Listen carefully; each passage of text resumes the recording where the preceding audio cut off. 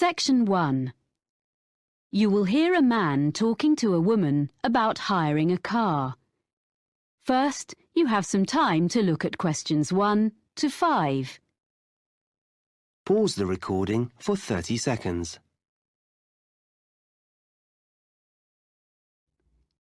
Now we shall begin. You should answer the questions as you listen because you will not hear the recording a second time. Listen carefully and answer questions 1 to 5. Hello, how can I help you? Hi, I'm Carlton Mackay, and you booked me some flights recently to Australia and some internal ones? Oh, yes, Mr. Mackay. I remember you now, of course. Well, I find I'm going to need car hire while I'm in Sydney after all. I think you said you could recommend a good value company? Yes, that's right. Cost-wise cars. They're very good and don't charge lots of extras. They have 3 offices in the Sydney area, including one office right at the airport. So I'll just book it online? Yes, you can book online, but you should have their phone number too, just in case. Of course. That's 1800 705 639. It's on the website, and you can get a discount if you quote your booking reference from us. Oh, what's that? I mean the one you got from me when we booked your flights. I have it here. 743002. Oh, thanks. I guess I've got it at home, but I'll write it down again in case. A discount is good. So, where exactly is the office? I'll be coming to the domestic terminal from Melbourne. It's immediately outside the international terminal. OK. And another thing I want to check is, will they be open when I arrive, or is it just office hours? Well, they open at 7:15 and close at 6:15 in the evening. So let's see. You're due to land at 6:10. By the time you've collected your bags and so on, which will take a little while, they won't be open. But if you arrange it in advance, they can wait for you. You do have to pay an extra $30 for that, though. OK. Well, I'm staying near the airport the first night, so I could go back in the morning and save a day's hire? Yes, that'd be better. That'd save you about $50. Do you know what kind of cars they have? Quite a variety, I think. The best value should be under $60 a day, with luck. That would be the Echo, I guess. Sorry? ECHO. Like when your voice bounces back? Before you hear the rest of the conversation, you have some time to look at questions 6 to 10. Pause the recording for 30 seconds.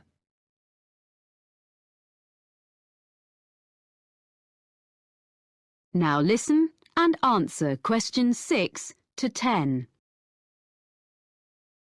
I suppose I have to book online before I leave? That's the best way. They won't deduct any charges until you finish with the car, but they do need your credit card number when you book, and of course they'll want to see your driving licence when you collect. How long will you need it? I'm in Sydney for 7 days. I'll only actually need to use it on 3 or 4 of those days, I hope, but I'll keep it for the whole week. I guess it's going to be a few $100s. Can you suggest anything I can do to keep the cost down? Oh, you get quite a big discount if you do less than 1,000 kilometres in the week. Oh, that's good. I don't suppose I will be driving that far, actually. But, oh yes, the other thing I should mention is the insurance. It's included in the price. Oh, that is good value then.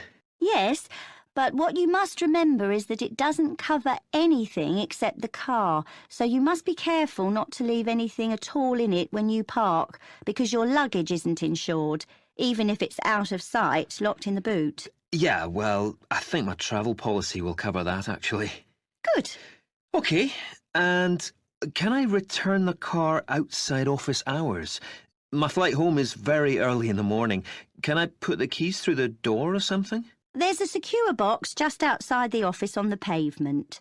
You just drop the keys in there. Oh, good. And one other thing, you should remember to buy petrol before you leave it. If you don't drop the car back with a full tank, you get charged to fill it. I recommend you go to a supermarket before you go out to the airport. Thanks for the tip. Not at all.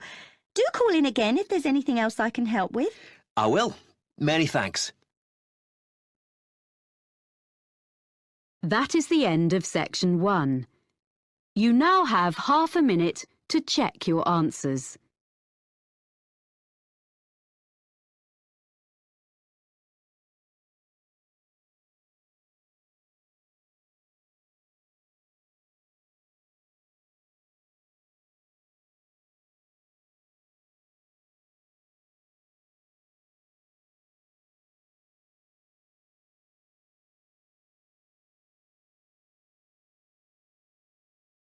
Now turn to section 2. Section 2. You will hear a speaker from the hotel industry addressing a group of young people about careers with her firm. First, you have some time to look at questions 11 to 15. Pause the recording for 30 seconds.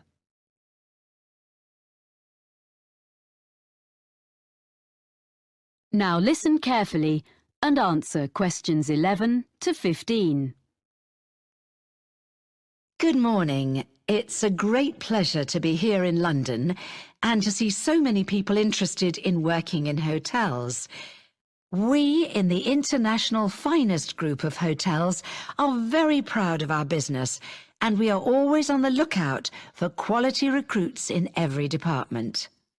Now, I'm going to outline some of the areas of work where we are currently recruiting and the essential skills or qualifications for them. Then I'll run through our recruitment procedure, okay? At the moment, we're looking for a number of people for administrative posts in different parts of the world, and also some roles which involve a lot of travelling. One of our main business streams is hosting special events for other businesses. If you have good communication and organisational skills, with a good level of fluency in at least one European and one non-European language, I'd suggest you think about becoming part of the team which sets up these events for all our centres. This would mean being based full-time in our London office.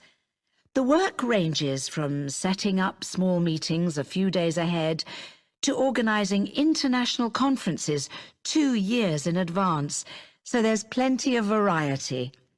Some of the conferences we run have as many as 1,000 delegates, so it's quite challenging. Then there are some posts available for professionals in the catering field. Chefs we can find. It seems this is a popular career choice in many parts of the world, as in the UK these days, in spite of the exacting standards. But people to manage catering departments need more than a love of producing quality food.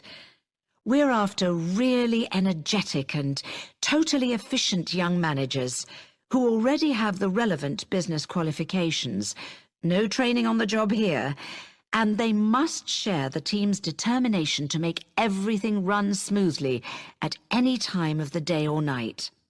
Or if you are the type of person who enjoys a challenge, what about becoming one of our relief housekeepers? You'll be a good people person, well organised and supremely flexible. As well as covering UK holidays, maternity and paternity leave, there will be times when you have to fill a key post when someone's sick, which could be anywhere in our European, Middle Eastern or Far Eastern hotels, so you must be prepared to hop on a plane at 5 minutes' notice. The International Finest brand name attracts visitors from all over the world and on all kinds of business and leisure trips.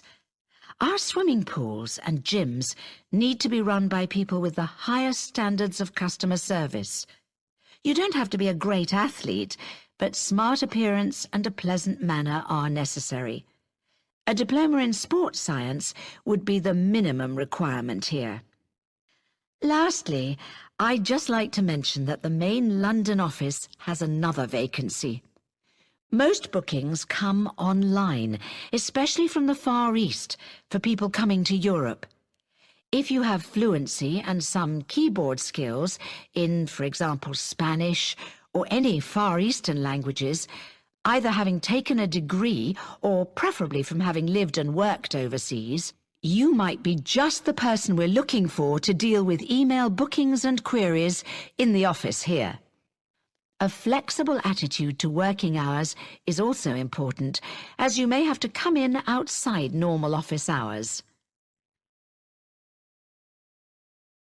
Before you hear the rest of the talk, you have some time to look at questions 16 to 20. Pause the recording for 30 seconds.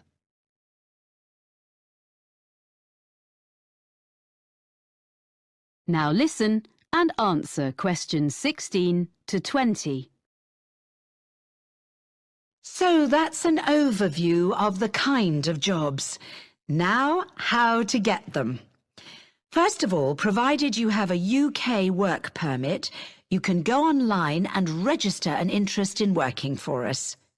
By return, you'll receive a unique applicant's code, which is your personal identification number and which we'll use in all communications.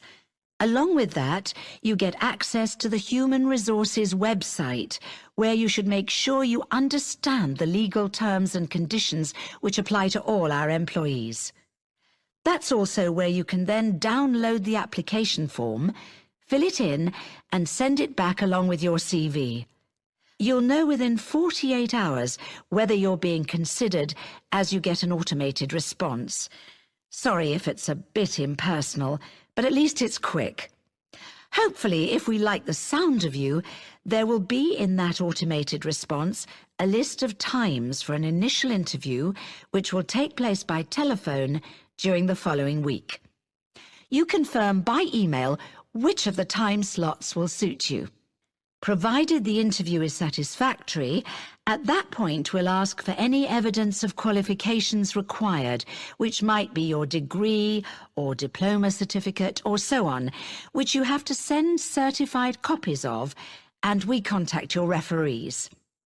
The last thing you have to do is you come along and have a look round the International Finest Group head office, get to know some of our team in Human Resources face-to-face, and participate in a one-day recruitment seminar, which involves a number of group and individual activities, along with other potential employees. Then, with luck, we'll offer you a job. So I hope you like the sound of joining our organisation. That is the end of section 2. You now have half a minute to check your answers.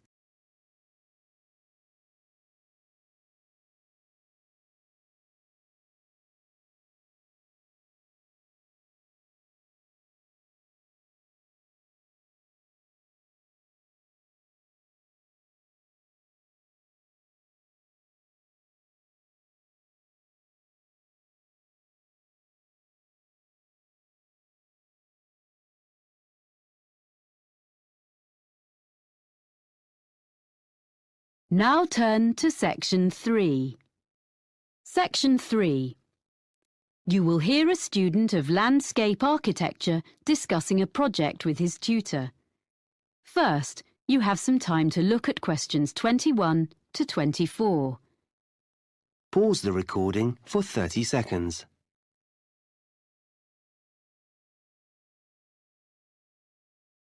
Now listen carefully and answer questions 21 to 24. So, let's hear what you're doing for your next project.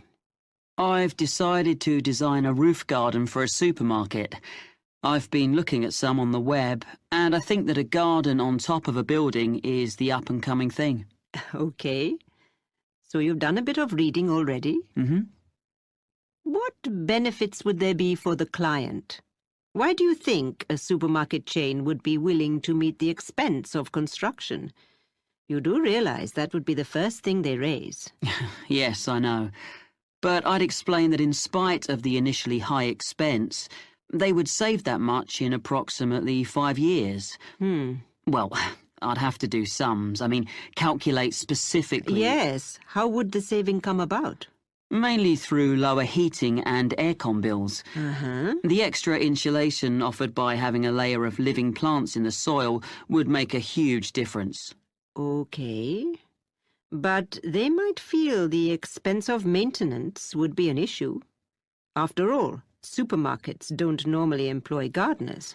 What I thought was, if they made it a community garden, rather than a simple low-maintenance green roof. So there'd be public access. Oh, yes. Ah.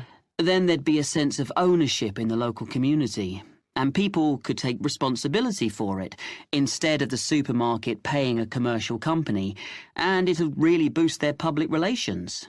That's a good point. And have you been looking into how roof gardens are built nowadays? I'm still exploring that.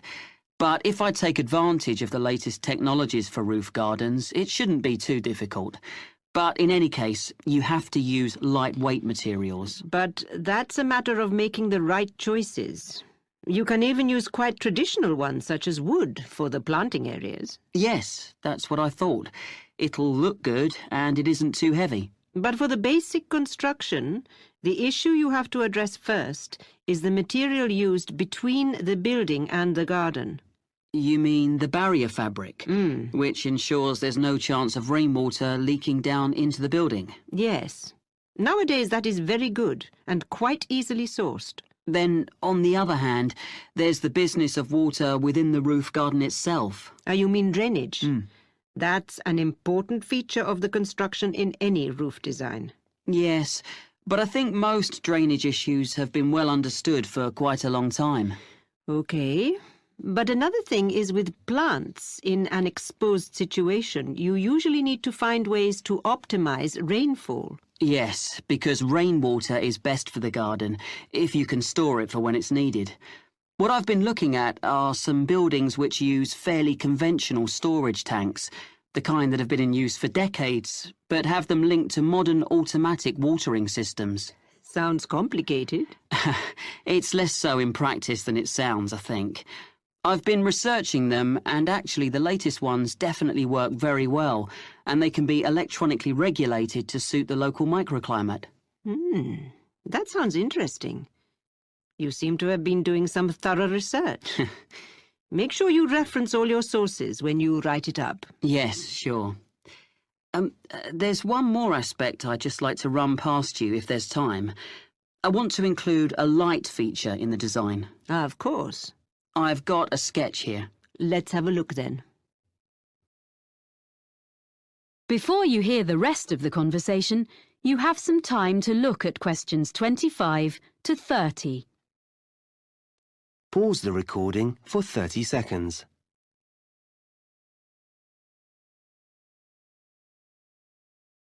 Now listen and answer questions 25 to 30. Well, I was really impressed by something I saw on a roof in Cornwall, and I'd like to design something similar. You have an area of planting, and I'm thinking of installing this lighting in an area filled with low-growing evergreen shrubs. You'd have to have lights and things well away from anywhere children might be.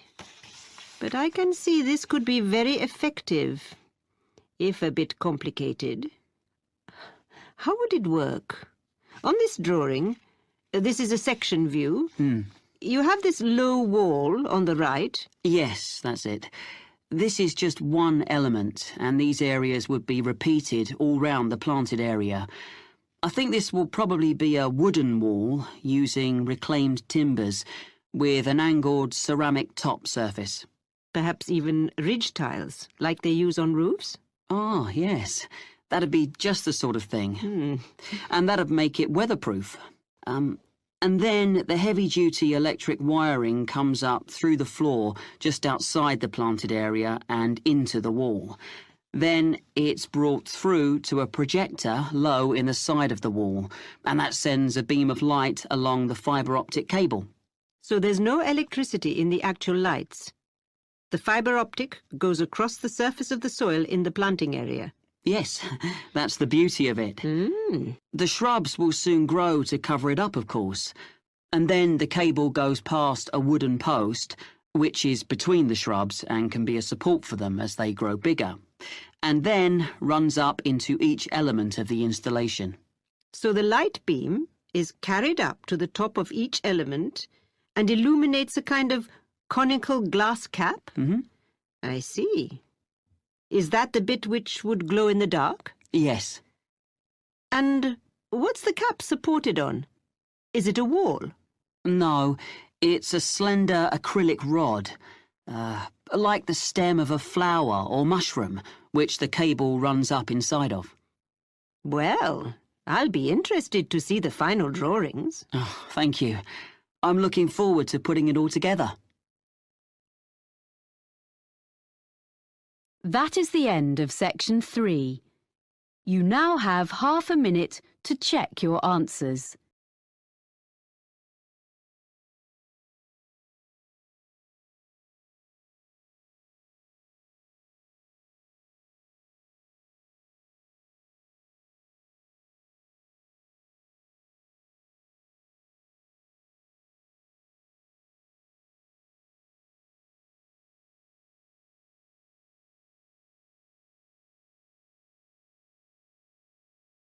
Now turn to section 4. Section 4. You will hear a geography student giving a presentation about sand to fellow students. First, you have some time to look at questions 31 to 40. Pause the recording for 1 minute.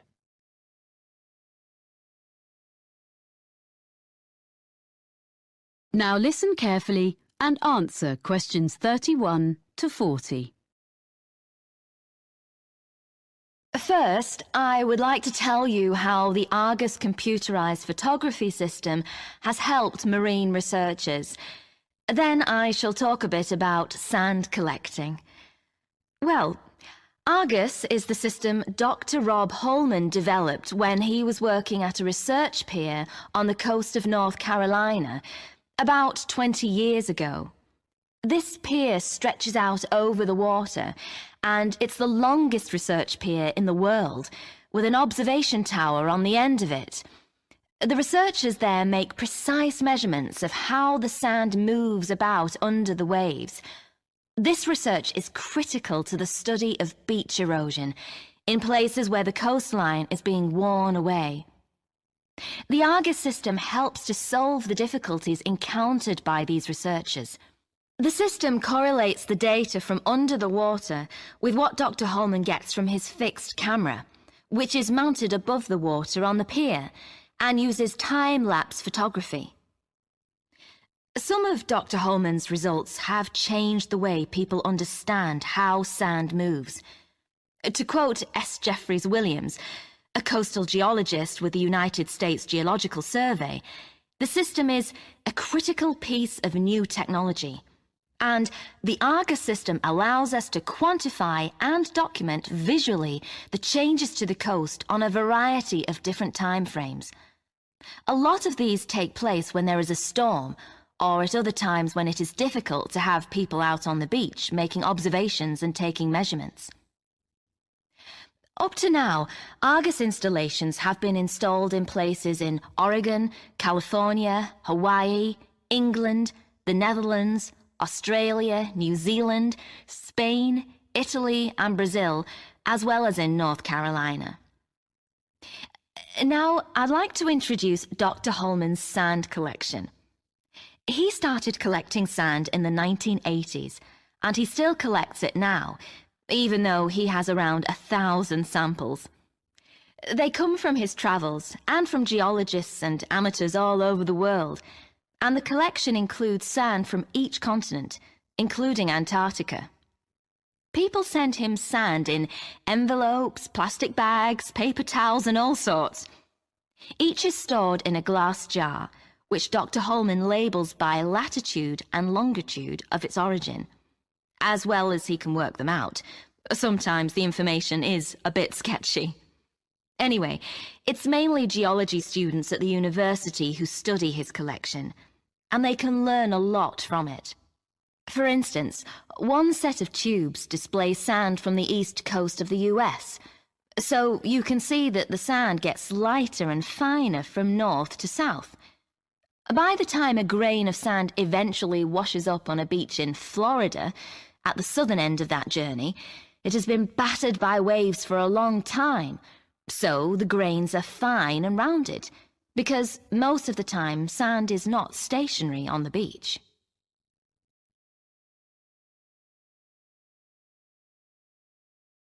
Okay, so if you'd like to collect sand and maybe even send some to Dr. Holman, how should you go about it? Well, the list of equipment is very short and easy to find, but you should keep a supply when you're traveling, as you never know when you'll come across an interesting sand sample. One really handy thing for digging sand, especially if it's hard or frozen, is a spoon. It's perfect for that.